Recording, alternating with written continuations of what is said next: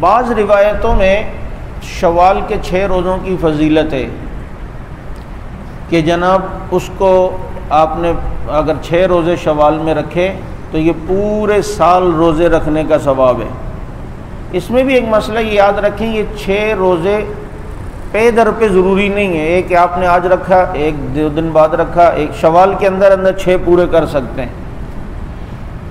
بعض حدیثوں میں ایام 20 کے روزوں کی فضیلت آپ صلی اللہ علیہ وسلم اہتمام کرتے تھے، یعنی چاند کی 13، چاند کی 14، چاند کی 15، یہ ایام 20 کہلاتے ہیں، مہینے کے 3 روزے۔ اور آپ صلی اللہ علیہ وسلم کے ایک عمل وہ پیر اور جمعرات کے روزے کا تھا،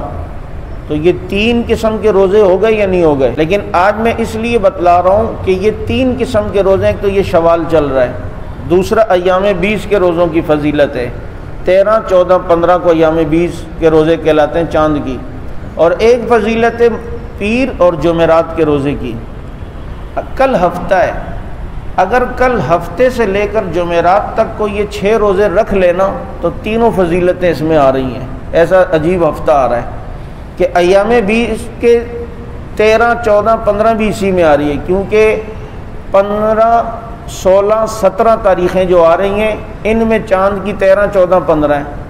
اور اسی ہفتے میں پیر اور جمعرات بھی آ جائے گا،